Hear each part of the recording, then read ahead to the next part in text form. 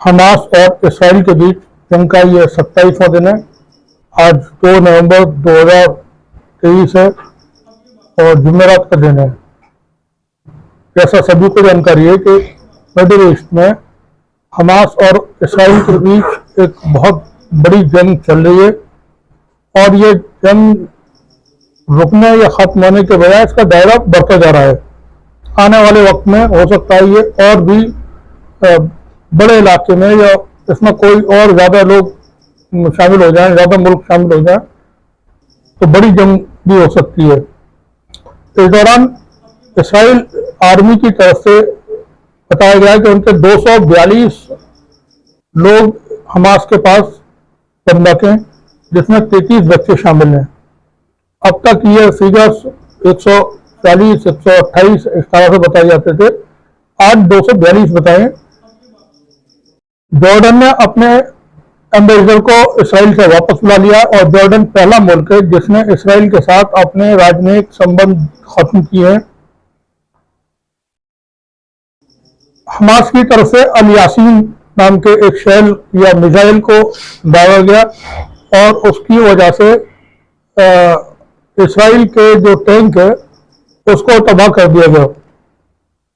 अल यासीन एक latest missile माना जाता है और उसकी रेंज बहुत अच्छी है, उसकी कैपेसिटी बहुत अच्छी है। तो ये फर्स्ट टाइम अल यासीन का इस्तेमाल किया और तकरीबन 1 दर्जन टैंक इसराइल के हमास ने तबाह किए हैं। अब इसराइल की कोशिश ये है कि गाजा को 2 हिस्सों में तकसीम कर दिया जाए और उससे फिर जंग लड़ने में इसराइल को आसानी होगी। और तकरीबन 1 किलोमीटर की दूरी बची है जो इसराइली फौज को अभी और दाखिल होना है, और अगर वो 1 किलोमीटर की दूरी तय कर लेती है तो फिर गाजा 2 हिस्सों में तकसीम हो जाएगा। एक तरफ गाजा सिटी और खान यूनिस होंगे और दूसरी तरफ गाजा का बाकी हिस्सा जिसमें बेनिन वगैरह और रफा ये शहर आते हैं। ये कुल आबादी जैसा हम रिपोर्ट्स में बता चुके हैं, पूरे गाजा पट्टी में 22 लाख से थोड़ा ज्यादा आबादी आबाद है। तो 2 हिस्सों में तकसीम कर देना चाहता है। गाजा और गाजा पट्टी और खान यूनिस में इसराइल ने जो हवाई हमले किए हैं उसकी वजह से वहां पर बहुत ज्यादा नुकसान हो चुके हैं, इमारतें ढह चुकी हैं, इलाका खाली है। तो फिर वहां पर अबंडन पड़े हुए इलाके में उसको ऑपरेशन करने में काफी आसानी रहेगी। वहीं बोलिविया, कंबोडिया और चिली ने भी इसराइल से अपने राजनयिकों को वापस बुला लिया और टाइज उसके साथ में खत्म कर दिए हैं। यहाँ एक बात अहम जानकारी हम आपको बता दें कि इसराइल की सेना जो जंग लड़ रही है हमास के साथ, तो वो जंग अकेले नहीं लड़ रही है। उस जंग में इसराइल की सेना के साथ में यूएस के डेल्टा यूनिट के कमांडोर शामिल हैं। 5000 अमेरिकी सैनिक बताए जाते हैं जो जमीनी ऑपरेशन में हमास के खिलाफ जंग लड़ रहे हैं। 7000 के करीब अमेरिकी फौज इस वक्त इसराइल के अंदर मौजूद है और इसराइल के प्रधानमंत्री नेतन्याहू की सुरक्षा के लिए अमेरिका ने बहुत ही स्पेशल कमांडो भेजे हुए हैं। इस वक्त इसराइल की सेना के साथ साथ अमेरिकी कमांडो नेतन्याहू को गार्ड कर रहे हैं। खतरा जैसा हमने एक रिपोर्ट में बताया था, नेतन्याहू को एब्डक्ट करने का था हमास का और इसराइल के कुछ मिनिस्टर्स को। तो उसको देखते हुए शायद ये सिक्योरिटी बढ़ाई गई है जो अमेरिकी कमांडोज गार्ड कर रहे हैं। इस जंग में जैसा हम बता रहे हैं कि अमेरिका शामिल है, अमेरिका के अलावा यूके शामिल है, इटली शामिल है और फ्रांस।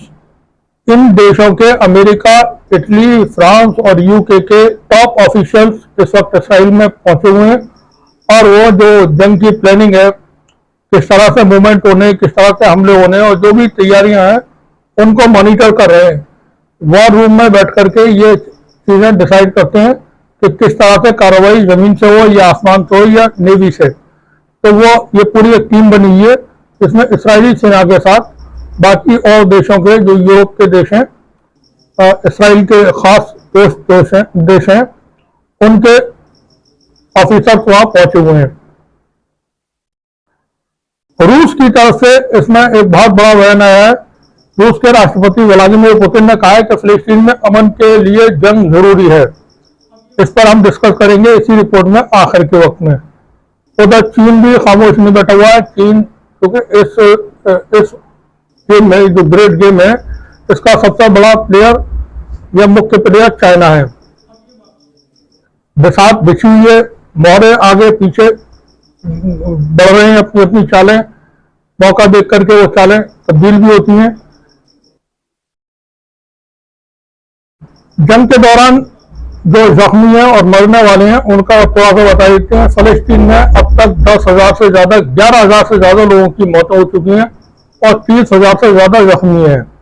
4,300 से ज्यादा सिर्फ बच्चे हैं जिनकी जो शहीद हुए हैं। अब जो जख्मी हैं उनकी तादाद बहुत ज्यादा है। चारों तरफ से गाजा पट्टी पैक है, उसको सीज किया हुआ है। तो इजिप्ट से जो लगा हुआ बॉर्डर है, रफा बॉर्डर, उसको खोला गया और अब तक यहाँ पे 400 से ज्यादा विदेशी नागरिक और गंभीर रूप से घायल फिलिस्तीनी रफा बॉर्डर के जरिए मिस्र में पहुंचे हैं। गाजा से बाहर जाने वाले में डॉक्टर्स विदाउट बॉर्डर्स के भी 22 कर्मी शामिल हैं। एक बयान में इस चैरिटी संस्था ने कहा कि उनके सभी अंतर्राष्ट्रीय कर्मी जो गाजा से बाहर निकलना चाहते थे वो अभी नहीं निकल पाए हैं और काफी लोग अभी अंदर ही हैं। तो ये डेवलपमेंट्स है वहां पर। और जंग चूंकि बड़े पैमाने पर इस वक्त हो रही है, रफा बॉर्डर खुलने से थोड़ी सी राहत मिली है। उसमें जो जख्मी लोग हैं वो अपना इलाज कराने के लिए इजिप्ट जा सकते हैं और जो विदेशी नागरिक गाजा में फंसे हुए थे वो अपने मुल्कों में वापस जा सकते हैं। तो ये थोड़ी सी राहत है। हमास और इसराइल की जंग में क्योंकि हिजबुल्लाह इस वक्त पूरी तरह से शामिल है, तो हिजबुल्लाह ने आज के दिन दक्षिणी लेबनान में इसराइली ड्रोन को मार गिराया। इसराइली सेना की तरफ से इस को मारे जाने की पुष्टि की जा चुकी है, लेकिन उन्होंने ये कहा है कि अभी तक ये पता नहीं कि कितना नुकसान हुआ है। हिजबुल्लाह ने सतह से हवा में मार करने वाली मिसाइल से इसराइली ड्रोन को गिराने का दावा किया। बीती रात भी हिजबुल्लाह की तरफ से हमले हुए हैं। एक और बड़ी खबर है जो कल की खबर है, क्योंकि इसराइल के इतिहास में 7 अक्टूबर और 1 नवंबर 2023 ये हमेशा के लिए दर्ज हो गए और हमेशा याद रखे जाएंगे। 7 अक्टूबर के वास्ते से सबको जानकारी हो चुकी होगी क्या हुआ था। 1 नवंबर को हमास के ट्रैप में इसराइली सेना फंस गई। गाजा में वो दाखिल हुए और गाजा में दाखिल होते वक्त हमास की तरफ से जो कार्रवाइयां की गई उसमें अब तक 15 लोगों के मारे जाने की 15 इसराइली सेना के सैनिकों के मारे जाने की पुष्टि इसराइल कर चुका है, जबकि हमास का दावा है कि ये मरने वालों की तादाद 40 से ज्यादा है और तकरीबन 70 इसराइली सैनिक इसमें जख्मी हुए हैं। 1 दर्जन से ज्यादा टैंक इसराइल के वहां तबाह हुए हैं। कई बख्तरबंद गाड़ियां और जो बुलडोजर हैं वो तबाह हुए हैं। तो ये बहुत भारी नुकसान इसराइल को हुआ है। जो सैनिक इसराइल के मारे गए उनकी उम्र 19 साल से लेकर के 24 साल है, यानी बिल्कुल बच्चे हैं, वो नौजवान भी नहीं है, अभी 55 है बिल्कुल उनका। तो उनको बंदूकें लेकर के जंग में भेज दिया गया था। अभी हो सकता है उनकी ट्रेनिंग भी ढंग से न हुई हो, तो वहां मुकाबले में वो हमास के मुकाबले में नहीं ठहर पाए। उधर हूती जो संगठन है यमन का, उसने जंग का ऐलान 2 दिन पहले कर दिया है इसराइल के खिलाफ। और हूती ने इसराइल के ऊपर बीती रात भी इंटरकॉन्टिनेंटल मिसाइल से हमले किए। उनकी रेंज तकरीबन 2500 किलोमीटर है। बता दें कि यमन से इसराइल की जो दूरी है वो 2211 किलोमीटर है। तो ये 2211 किलोमीटर दूर से यमन के हूती विद्रोही या हूती संगठन के जो सैनिक हैं वो इसराइल पर हमला कर रहे हैं और ड्रोन हमले भी हो रहे हैं उधर से। हूतीज ने एक वीडियो जारी करके अपने ड्रोन का जो ताकत है वो दिखाने की कोशिश की है और बताया है कि ये बहुत बड़ा हमला इनके ऊपर हम करेंगे। हूती के जो मिसाइल्स हैं उसमें से काफी कुछ को इंटरसेप्ट इसराइल ने किया और इसराइल ने उससे अब चूंकि इसराइल के साथ थोड़ी प्रॉब्लम भी हो गई है कि वो कई मोर्चों पर गिर चुका है, तो इसराइल को अपनी सेना को मूव कराना पड़ा है रेड सी में। वहां वो वॉरशिप के साथ इस मूवमेंट कर रहे हैं और निगरानी कर रहे हैं समंदर की कि हूती की तरफ से कोई मिसाइल आकर के इसराइल में हिट ना करे। बावजूद इसके हूती के मिसाइल ने इसराइल के अंदर लैंड किया, तेल अवीव में लैंड किया और एक शहर में, और जो मिसाइल उनका तेल अवीव में गिरा है उसकी वजह से वहां बहुत नुकसान हुआ है, इमारतें ढह गई हैं और दूर तक आग ही आग आपको नजर आएगी। तो उसका वीडियो आपको रिपोर्ट के साथ में देखने को मिलेगा। वहीं अमेरिकी राष्ट्रपति इस जंग को रोकने के लिए अब सामने आए हैं और अमेरिकी राष्ट्रपति ने कहा है कि जंग रुकना चाहिए। अमेरिकी राष्ट्रपति जो बाइडेन ने बंदूकों को छोड़े जाने के लिए इसराइल और हमास के बीच संघर्ष रोकने की मांग की है। एक कार्यक्रम के दौरान एक महिला ने बाइडेन से सवाल जवाब करते हुए उनसे गाजा में संघर्ष विराम करने की अपील की।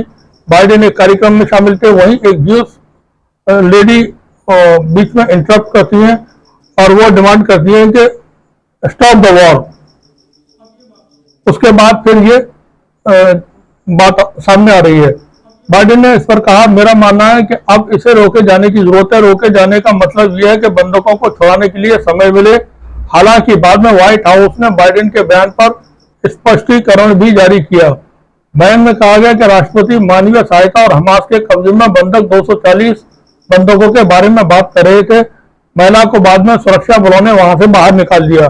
जिस महिला ने बाइडेन के कार्यक्रम के दौरान हंगामा किया था और फलस्तीन के पक्ष में बात की थी, उसको बाद में अमेरिकी सुरक्षा बलों ने कार्यक्रम से बाहर निकाल दिया। इस दौरान वो संघर्ष विराम करो के नारे लगातार लगाती रही। बाइडेन ने अपने भाषण में कहा कि मौजूदा परिस्थितियां इसराइल और मुस्लिम वर्ग दोनों के लिए काफी पेचीदा हैं। मैं द्वितीय राष्ट्र समाधान का समर्थन करता हूं। मैं शुरू से ही ये कहता रहा कि सच्चाई यह है कि हमास एक आतंकवादी संगठन है और अपनी अपनी राय होती है, और अमेरिकी और अमेरिका के जो मित्र देश हैं वो हमास को एक आतंकवादी संगठन मानते हैं, जबकि भारत की सरकार भी आज की तारीख तक हमास को आतंकवादी संगठन उन्होंने घोषित नहीं किया है। वहीं हमास के पास जो बंधक थाईलैंड के हैं, उसके लिए थाईलैंड ने सीधे सीधे हमास से बातचीत शुरू कर दी है और यह बातचीत कतर के माध्यम से हो रही है, जिसमें हमास के प्रतिनिधि और थाईलैंड के प्रतिनिधि और कतर सरकार के जो प्रतिनिधि हैं वो शामिल हैं। ज्यादातर मुल्कों ने इस वक्त नेतन्याहू या इसराइल को बाईपास कर दिया है और वो अपने बंधकों को छुड़ाने के लिए सीधे हमास और कतर के जरिए हमास से बात कर रहे हैं। तो हो सकता है आगे चलकर कोई सेटलमेंट्स इस तरह के हों कि विदेशी नागरिकों को वहां से रिहा कर दिया जाए, ताकि हमास का भी एक जो उसके खिलाफ अभी दुनिया भर के जो मुल्क हैं यूरोप वगैरह के, उनमें कुछ नरमी पैदा हो और इसराइल के बंधकों को वो अपने पास ही रखें। फिर भी ये जो जंग है वो उसका दायरा बढ़ रहा है, क्योंकि हूती शामिल हो चुके हैं। अब कल जुमे के दिन सबकी नजरें लगी हैं हसन नसरुल्लाह के ऊपर कि हसन नसरुल्लाह क्या स्टैंड लेते हैं। उनका कल 3 बजे जुमे की नमाज के बाद संबोधन होना है। वो पूरे मुस्लिम वर्ल्ड और पूरी दुनिया को संबोधित करेंगे। क्या बात करेंगे? उम्मीद यह है कि वो शुरू में इसराइल को कुछ वक्त देंगे इसमें कि इसराइल यहाँ जंग को रोके और गाजा पे जो कार्रवाइयां हो रही हैं उसको बंद करे, और उसके बाद उनकी तरफ से चेतावनियां भी होंगी इसराइल को कि अगर आप ऐसा नहीं करते हैं तो फिर आप तैयार रहिए, हम जेरूसलम आ रहे हैं। रोड टू जेरूसलम उनका पोस्टर सोशल मीडिया पर वायरल भी हो रहा है, तो वो ये ऐलान कर सकते हैं कि हम फिर जेरूसलम आएंगे। इसराइल के लिए इस वक्त बहुत बुरे हालात हैं।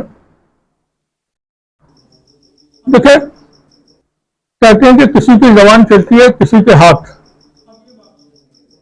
इसराइल को लेकर के पूरी दुनिया में अभी तक ये माहौल बना हुआ था कि इसराइल की जो सुरक्षा है वो बहुत ही जबरदस्त है। इसराइल दुनिया का सबसे सुरक्षित देश है और वहाँ की इंटेलिजेंस बेमिसाल है, उसका कोई मुकाबला दुनिया में किसी के साथ नहीं है। इसराइल के पास जो हथियार हैं उसके जैसे हथियार बाकी दुनिया के पास नहीं है, और वो दुनिया भर में अपनी इस बात को लेकर के उसकी धाक जमी हुई थी। वो जासूसी उपकरण बेचता था, जैसे पेगासस है और चीजें हैं, जंग का सामान बेचता था, मिसाइल्स और डिफेंस सिस्टम वगैरह, टैंक वगैरह वहाँ के। साथ ही एग्रीकल्चर सेक्टर में उसकी टेक्नोलॉजी भी वो भी बहुत फेमस है। अब जैसे इसराइल का पेगासस है तो उसके एक यूनिट की कीमत 8,000 है।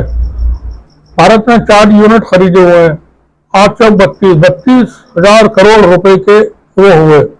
तो जो मुल्क दुनिया भर में जासूसी कराने के लिए उपकरण बेच रहा था, वो अपने मुल्क में ये पता नहीं कर सका कि हमास ने इतनी बड़ी तैयारी कर ली है और वो हमला करने वाला है। लेकिन इस बात की भी अब जाकर के बातें खुल रही हैं कि इसराइली सेना को इस बात की जानकारी थी कि हमास हमला करने वाला है। अमेरिका की तरफ से, जॉर्डन की तरफ से, इजिप्ट की तरफ से इसराइल को सूचना बहुत पहले से दे दी गई थी कि हमास की तैयारियां चल रही हैं, और हमास की किस लेवल की तैयारियां चल रही हैं यह सब बताया जा चुका था इसराइल को, यानी इसराइल की सेना को, मिलिट्री इंटेलिजेंस को। अब मिलिट्री इंटेलिजेंस को जानकारी होने के बाद इसराइल की सेना ने इस पर कोई कार्रवाई क्यों नहीं की? वो है इस हमास का खौफ। हमास को लेकर के इसराइल के पास ये जानकारियां थी कि ये बहुत ताकतवर हो चुकी हैं, इनके पास जो वेपन्स हैं वो मास डिस्ट्रक्शन के हैं, और इनके पास लड़ाकों की तादाद बहुत ज्यादा है। इसराइल के पास इतने टैंक नहीं है, अभी भी उसे अपने दशकों पुराने टैंक मैदान में उतारने पड़ रहे हैं, और जो सबसे अच्छा टैंक मरका हुआ बताया जाता है उसमें से अभी एक दिन पहले हमास ने 1 दर्जन टैंक तबाह कर दिए हैं, और वो भी उनके पास जो मौजूद है वो हमास के पास वो इतने अच्छे या ताकतवर मिसाइल नहीं है। उन मिसाइल से, आरपीजी से और आर्टिलरी फायर से उन्होंने ये सब किए हैं।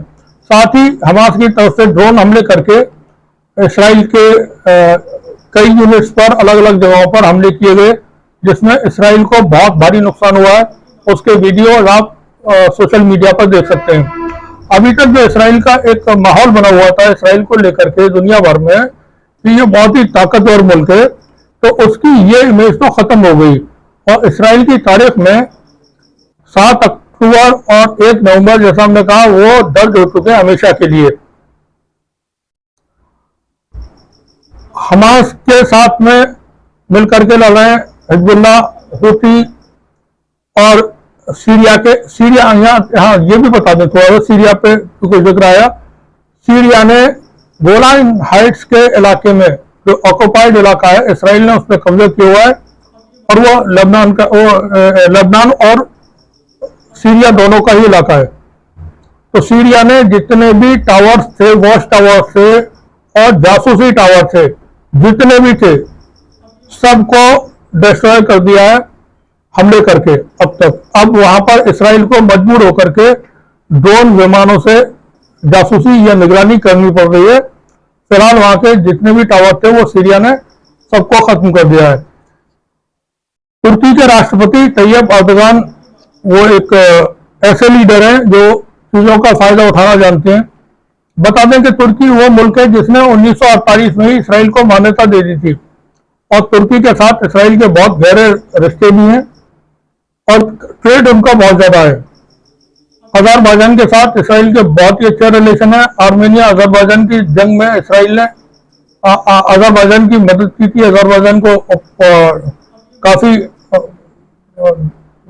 जो साजो सामान है जंग का वो दिया था।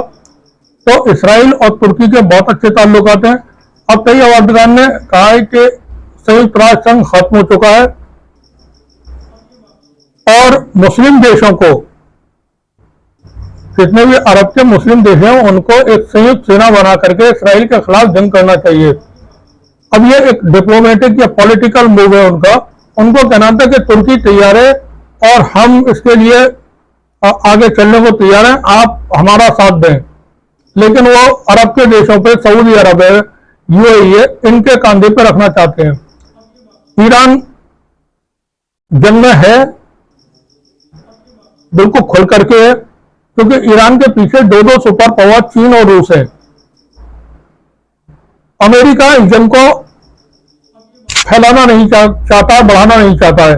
वैसे उसने डिप्लॉय किए हैं अपने जो मिलिट्री के साजो सामान है और सैनिकों को मिडिल ईस्ट में, पर्शियन गल्फ में और अरबियन ओशन में। तो लेकिन वो ईरान के साथ जंग में नहीं जाना चाहता है। अमेरिका को ये खूब जानकारी है कि ईरान एक ताकतवर मुल्क है और ईरान के साथ अगर जंग होती है तो तकरीबन 5 से 6 लाख तो ईरान की जो प्रॉक्सीज हैं अलग अलग मुल्कों में, वो जंग लड़ेंगी। ईरान की अपनी फौज जंग लड़ेगी और अमेरिका के साथ खेल हो जाएगा। अमेरिका वहां फंस जाएगा बहुत बुरी तरह से। यूक्रेन के वहां से तो वो निकल सकता है, लेकिन यहां से वो नहीं निकल पाएगा। तो अमेरिका नहीं चाहता है इस वक्त में कि वो जंग में जाए। इसराइल से गलती हो गई कि वहां की सेना ने, इसराइल की सेना ने वक्त करे थे जब उनको जानकारी थी, उन्होंने कार्रवाई नहीं की, क्योंकि वो डरे सहमे हुए थे कि हमास के खिलाफ जंग में जाते हैं या हमास के खिलाफ कार्रवाई करते हैं तो उसमें उनकी हार हो जाएगी और इससे जो अब हो रहा है इसी का खतरा उनको उस वक्त रहा होगा। तो हमने कहा था किसी की जबान चलती है, किसी के हाथ चलते हैं। अब तक इसराइल की जबान चलती थी, वो अपनी टेक्नोलॉजी, अपना फौज के हथियार ये दिखा करके दुनिया पे एक रुआब कायम किए हुए थे। हमास ने वो सब खत्म कर दिया। छोटी सी जबान होती है, इंसान इससे गाली बकता है, मालूम सर टूट गया, फिर किसी से कुछ कह दिया, गलत बात बोल दी, किसी का हाथ टूट गया, किसी का टांग टूट गई, झगड़े हो गए, किसी की जान चली गई। जबान दांतों के 32 मजबूत दांतों के किले के पीछे छुपी रहती है और कोई भी ऐसी मिसाल नहीं मिलेगी कि गाली बकने पे किसी ने किसी की जबान पकड़ ली हो, जबान काट दी हो। ये तो मालूम हो जाएगा कि सर तो फोड़ दिया या किसी की जान चली गई या हाथ टूट गया या झगड़े हो गए या दंगे हो गए। तो इसराइल अभी तक जबान चलाता था, हमास ने हाथ चलाए और दिमाग चलाया। इसराइल के पास दिमाग भी है और जबान है, उसके पास हाथ इतने लंबे नहीं है जितना उसको बताया जाता था। तो इसराइल यहाँ फंसा हुआ है। अब वो इस पोजीशन में है कि न लड़ सकता है, न जंग से पीछे जा सकता है, उसे जंग में आगे जाना होगा। अब यहाँ पर जो दूसरे देश हैं, अमेरिका है और अमेरिका के साथ में यूरोप के देश हैं, क्योंकि मुस्लिम देश आज भी इस पोजीशन में नहीं है कि जंग को रुकवा सकें, जंग को खत्म करा सकें या जंग में जाकर के लड़ सकें। अरब का एक भी देश फलस्तीन के साथ में जाकर के जंग नहीं लड़ेगा, ये बिल्कुल हम क्लियर बता देना चाहते हैं। जो डिप्लोमेटिक, पॉलिटिकल, फाइनेंशियल सपोर्ट करते रहेंगे, लेकिन जंग में जाने के लिए चाहे वो सऊदी अरब हो, कतर हो और यूएई, ओमान, बहरीन, एक भी देश फलस्तीन के साथ जाकर के इसराइल के खिलाफ जंग में शामिल नहीं होगा। कोई मौका ऐसा आया अभी कि सब मुस्लिम देशों की हम फौज बनाते हैं और इसराइल के खिलाफ जंग करेंगे, तो वहां पर आप देखेंगे कि अरब के देश उस जंग में शामिल नहीं होंगे। इसराइल के साथ उनके संबंध हैं और वो चाहते हैं कि हमारे संबंध बने और हम गिरोह करें मिलकर के। जंगों की तरफ अरब देश नहीं जाना चाहते हैं। ईरान का मामला अलग है। ईरान खामोश रह करके चीन की तरह अपनी ताकत को बढ़ा रहा है। उसका दुश्मन अरब में कोई नहीं है, कॉम्पिटिटर्स हैं, दुश्मन कोई नहीं है। उसका दुश्मन इसराइल है और अमेरिका है। इसराइल से उसकी दुश्मनी वो अलग है, पूरा एक सीन है उसके लिए, उन बातों को लेकर के है, मस्जिद अक्सा को लेकर के है और इसराइल की बर्बरी को लेकर के है। तो ईरान की तरफ से फलस्तीन की मदद होती रहेगी और ईरान के जो भी प्रॉक्सी हैं वो लड़ते रहेंगे। चाइना इसमें अगर आगे कुछ एस्केलेशन होते हैं वहां पर रूस और चीन की एंट्री होगी, बेशक उसमें कोई दो राय नहीं है, इनकी एंट्री हो जाएगी क्योंकि रूस अमेरिका को बिल्कुल इस बार बराबर कर लेना चाहता है। यूक्रेन में उन्होंने कर दिया उसका हिसाब किताब, अब वो मिडिल ईस्ट में फंसा करके चाहता है कि अमेरिका इस जंग में आ जाए कैसे भी, और जब अमेरिका आएगा उसके बाद रूस और चीन पहुंचेंगे वहां पर, अगर ऐसा कुछ होता है आगे चल के। वैसे अमेरिका को भी समझ में आ रहा हुआ कि हमको जंग में नहीं जाना है, और जो बयानात आ रहे हैं वहां से वो इसराइल की मदद करेंगे, उनकी मजबूरी है। जैसे अरब देशों की मजबूरी है, इसी तरह से अमेरिका की भी मजबूरी है कि उसको इसराइल की मदद करना ही है हर हाल में। तो ये आज के अपडेट से, और जंग में चूंकि नुकसान हो रहे हैं, दोनों तरफ से ज्यादा नुकसान हो रहे हैं। इसराइल के भी जो 40 सैनिक हमास ने दावा किया है, कल उनको देर रात सुपुर्द खाक किया गया। इसराइल की सेना के लोग वहां रो रहे थे आंसुओं से, वीडियो उसके जब देखेंगे आप सोशल मीडिया पर। और इसराइल के अंदर जनता बहुत परेशान है और वो नेतन्याहू के खिलाफ इस वक्त खड़ी हो चुकी है। यहां पर तलवार नेतन्याहू की गर्दन पे रखी हुई है। नेतन्याहू को हो सकता है बहुत जल्दी ही जैसे ही कुछ इसमें डेवलपमेंट आगे होंगे और कुछ जंग रुकती है तो इसराइल में फिर आप देखेंगे कि नेतन्याहू को हटाने की मुहिम शुरू हो जाएगी। शुरू तो हो चुकी है लेकिन बड़े पैमाने पर बात होगी, दुनिया भर से बात होगी कि नेतन्याहू को हटना चाहिए, और उनके पास मेजोरिटी भी नहीं है, समर्थन से सरकार बनी हुई है। तो हो सकता है कोई पार्टी अपना समर्थन वगैरह वापस ले ले और नेतन्याहू को हटना पड़ जाए। नेतन्याहू का यहाँ पर गवर्नमेंट का फेलियर है पूरी तरह से, नेतन्याहू की गवर्नमेंट के इंटेलिजेंस फेलियर है, नेतन्याहू की मिलिट्री का फेलियर है।